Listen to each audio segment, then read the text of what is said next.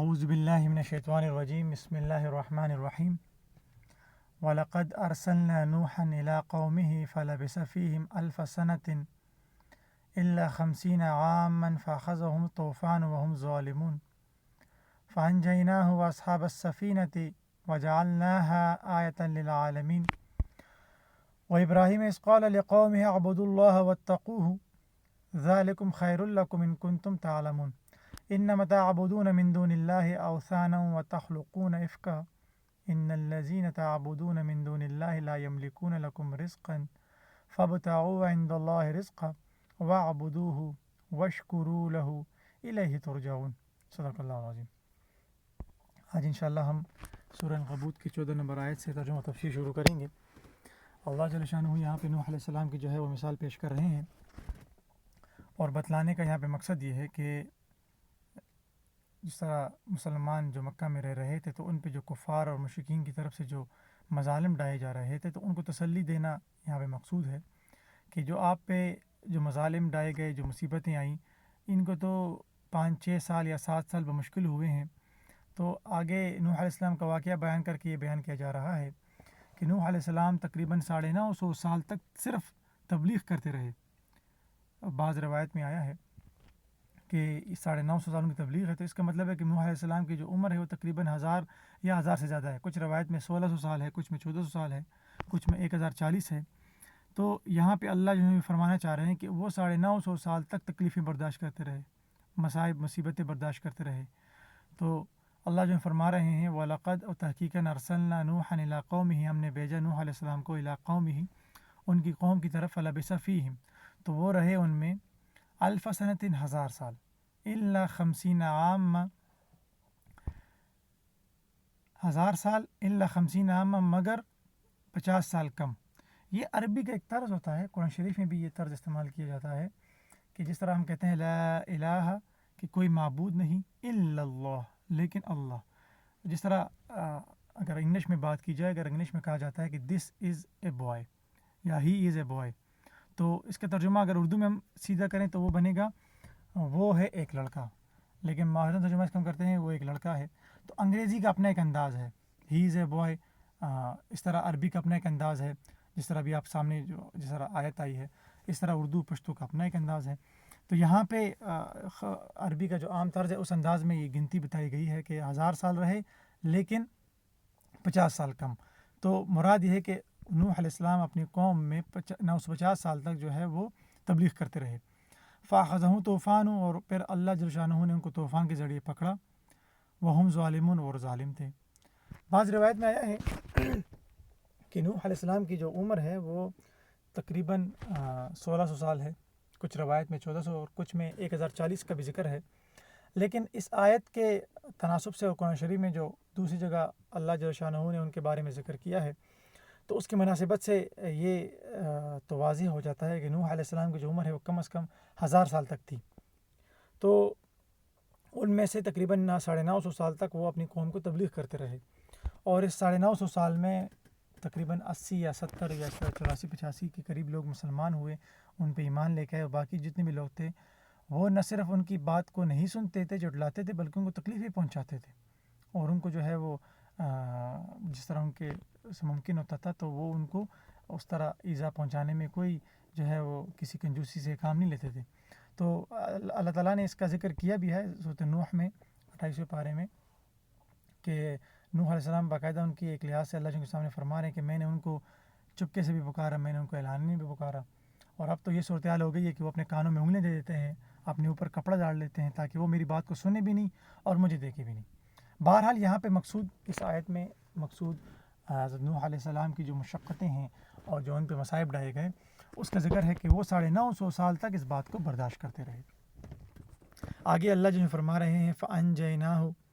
اور پھر ہم نے نجات دی، یہ ہا جو ضمیر ہے فَأَنجَيْنَاهُ کی، یہ نوح علیہ السلام کی طرف راجع ہے، وَأَصْحَابَ السَّفِينَةِ، اور جو بھی کشتی میں جو باقی لوگ سوار تھے، کچھ روایت میں آیا ہے، قرآن شریف میں بھی ہے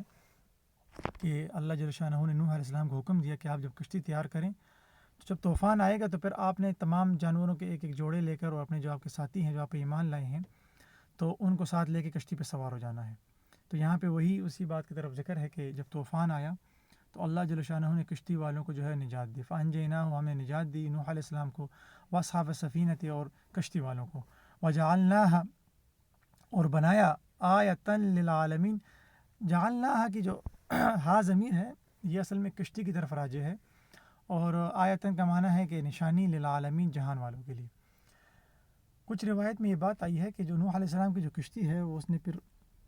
جو جوتی یا اس طرح جو چوٹی کا نام تھا اس پہ جا کے اس نے مطلب جو طوفان ختم ہو تو اس کے اوپر وہ رکی، اور وہ کشتی کئی صدیوں تک وہاں پہ رہی، اور لوگ اس کشتی کو دیکھ کے جو ہے نا وہ عبرت لیتے تھے کہ یہ لوگوں پہ طوفان آئے تو دنیا سے لوگ مٹ گئے تھے، اور جو لوگ اس کشتی میں سوار تھے تو ان کو نجات مل گئی، باقی سارے کے سارے لوگوں اپنے جو انہوں نے زیادتیاں کی، ظلم کیا، جسے قرآن شریف میں بھی ذکر چلا، تو وہ سب کے سب تباہ ہو گئے۔ یہاں تک کہ جو صحابہ کرام رضی اللہ عنہ اجمعین ہیں، تو غالباً عمر کے دور میں یا عثمان غنی رضی اللہ عنہ کے دور میں جب صحابہ اس علاقے میں آئے تو انہوں نے بھی اس کشتی کو دیکھا۔ تو اصل میں یہ کشتی جو ہے اس کو اللہ جل شانہ نے جہان والوں کے لیے ایک عبرت کا نشان بنا دیا تھا، وجعلناہ، اور ہم نے بنایا اس کو، یعنی عبرت کا نشان، ہم نے بنایا اس کو کشتی کو، آیتن، عبرت کا نشان، للعالمین، جہان والوں کے لیے۔ وہ ابراہیم، اور آگے پھر اب ابراہیم علیہ السلام کا ذکر آ رہا ہے، تو یہاں پہ اس کا عطف ارسلنا پر ہی ہے، وَلَقَدْ أَرْسَلْنَا نُوحًا وَلَقَدْ أَرْسَلْنَا إِبْرَاهِيمَ وَأَرْسَلْنَا إِبْرَاهِيمَ إِذْ قَالَ لِقَوْمِهِ، اور بھیجا ہم نے ابراہیم علیہ السلام کو، اس قال لقومه، کہ کہیں وہ اپنے قوم سے، اعبد اللہ، کہ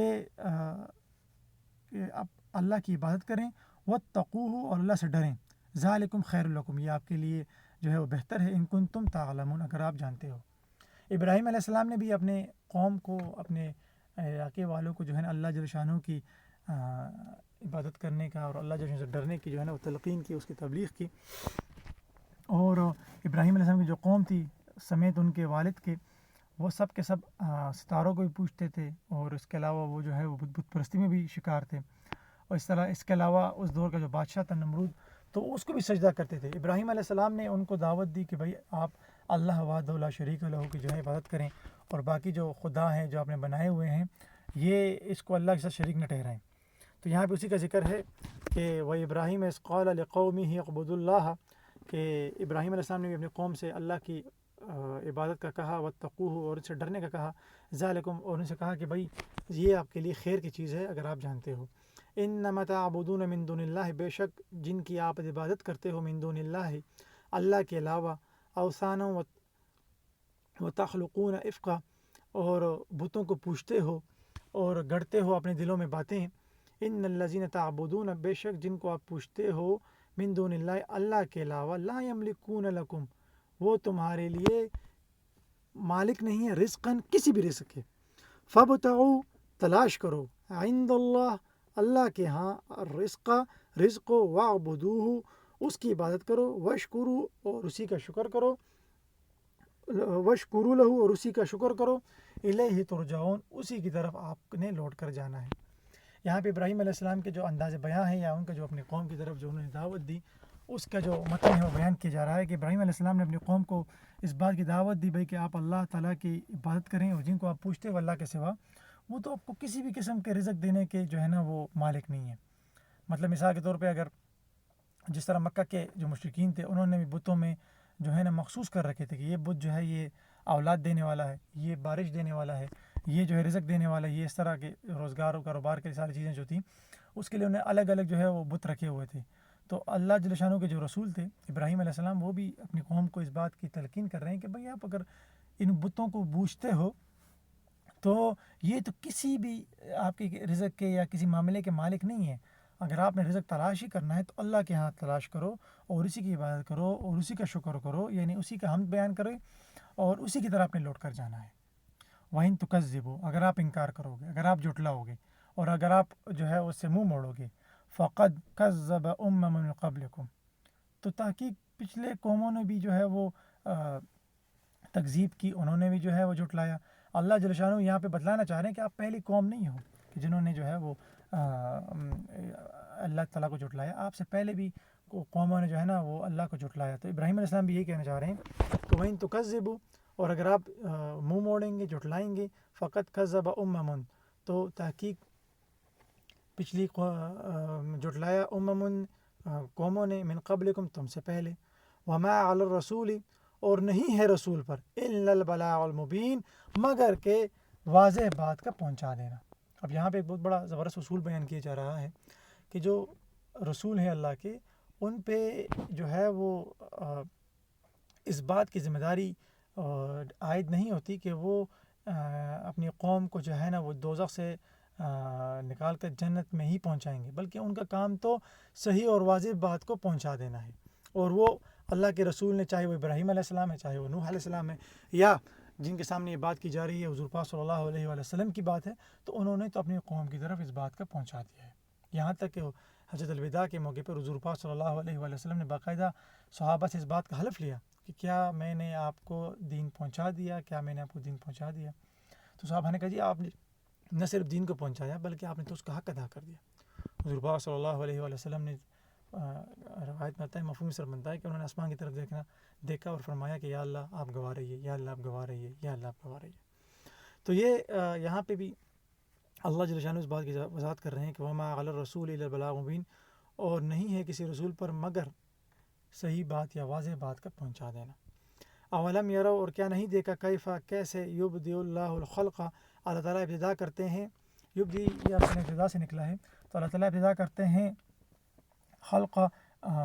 پیدائش کی، ثم یعیدہ اور پھر اسی کی طرح آپ نے لوٹ کر جانا ہے۔ ان ذالک علی اللہ یسیر بے شک یہ جو ہے یعنی جو پیدا کرنا ہے اور پھر اللہ تعالیٰ کی طرف لوٹنا ہے، یہ اللہ جل شانہ پر آسان ہے۔ قل پھر آگے اللہ جل فرماتے ہیں اپنے نبی سے کہ کہہ دیجیے اپنے قوم کو کہ سیروا فی الارض پھریں چلیں پھریں زمین میں، فانظروا اور دیکھیں کیفا اللہ جل کیسے کیا، اللہ جل کیسے بدل خلق ابتدا کرتے ہیں پیدائش کی، ثم اللہ ینشئ النشأۃ الآخرہ پھر اللہ جل شانہ جو ہے نا اٹھائیں گے آخرت کے اٹھانے کی طرف۔ مطلب یہ ہے یہاں پہ کہ اللہ جل شانہ جو ہے وہ یہاں پہ تخلیق کی ابتدا کرتے ہیں اور پھر تخلیق کے بعد جو ہے اللہ جل شانہ آخرت میں دوبارہ اٹھائیں گے۔ ان اللہ علی کل شیء قدیر بے شک اللہ جل شانہ ہر چیز پر قادر ہے۔ یہاں پہ اس آیت میں اللہ جل شانہ اصل میں جو مشرکین مکہ ہیں ان کو بتانا چاہ رہے ہیں کہ دیکھیں آپ کے سامنے ہی ہے کہ کتنی مخلوقات جو ہے وہ پیدا ہو رہی ہے، انسان پیدا ہو رہے ہیں، ایک کی جگہ دوسرے آ رہے ہیں، اور ایک چیز کا پہلی دفعہ پیدا کرنا بہت مشکل کام ہوتا ہے اور پھر اس کو دوبارہ پیدا کرنا تو آسان ہے۔ تو اللہ جل شانہ اس آیت کے ذریعے بتلانا چاہ رہے ہیں کہ بھائی آپ زمین میں پھریں اور دیکھیں، اور اللہ جل شانہ کی اس جو امر ہے یا جس صفت ہے کہ اس کو دیکھیں کہ کس طرح وہ مخلوق کو پیدا کرتے ہیں اور کس طرح جو ہے وہ ایک کی جگہ دوسرا آ جاتا ہے اور وہ اسی کی طرح ہوتا ہے، اسی طرح کا جو ہے وہ صفات کا مالک ہوتا ہے۔ تو جس طرح اللہ تعالیٰ ان کے پہلی دفعہ پہ پیدا کرنے پر قادر ہیں، اسی طرح اللہ جل شانہ ان کو دوبارہ پیدا کرنے پر قادر ہیں۔ مشرکین مکہ جو تھے وہ ایک تو اللہ جل شانہ کی وحدانیت کا انکار کرتے تھے، اور دوسری خرابی ان کی یہ تھی کہ وہ بتوں کو پوجتے تھے، اور تیسری خرابی ان کی یہ تھی جس کا جواب اس آیت میں دیا جا رہا ہے کہ وہ آخرت کا انکار کرتے تھے۔ وہ کہتے تھے کہ یہ کیسے ممکن ہے کہ ہم مٹی ہو جائیں گے اور مٹی ہونے کے بعد جو ہے ہمیں دوبارہ اٹھایا جائے گا۔ تو اللہ جل شانہ اس کی اسی جو اعتراض ہے اس کا جواب دے رہے ہیں کہ سب سے مشکل کام تو پہلی دفعہ پیدا کرنا ہوتا ہے اور دوبارہ پیدا کرنا تو بڑا آسان ہوتا ہے۔ تو جس اللہ نے آپ کو پہلی دفعہ پیدا کیا اور بڑا کیا، تو اس اللہ کے لیے آپ کو دوبارہ پیدا کرنا یہ کوئی مشکل کام تو نہیں ہے۔ تو اس لیے اس کی طرف اشارہ ہے کہ ان اللہ علی کل شیء قدیر۔ اور آگے اللہ جل فرما رہے ہیں یعذب من یشاء جس کو اللہ جل چاہتے ہیں عذاب دیتے ہیں، اور یرحم من یشاء اور جس کو چاہتے ہیں اس پہ رحم کر لیتے ہیں، وإلیہ تقلبون اور اللہ ہی کی طرف آپ لوگوں نے واپس لوٹ کر جانا ہے۔ تو اللہ جل شانہ یہاں پہ اپنی جو قدرت ہے اس کا ذکر فرما رہے ہیں کہ بھئی یہ میرے قبضہ قدرت میں ہے کہ میں جس کو چاہوں عذاب دوں اور جس کو چاہوں جو ہے اس پہ رحم کروں، اور میری ہی طرف اس سارے مخلوق نے لوٹ کر آنا ہے۔ یہاں پہ انشاءاللہ ہمارا سبق ختم ہوتا ہے آج کے لیے اتنا ہی۔ انشاءاللہ اگلی کلاسوں میں جو ہے وہ سورہ العنکبوت کی مزید آیتوں کا ترجمہ و تفسیر پیش کریں گے۔ ھذا هو المرام واللہ اعلم بحقیقت الکلام۔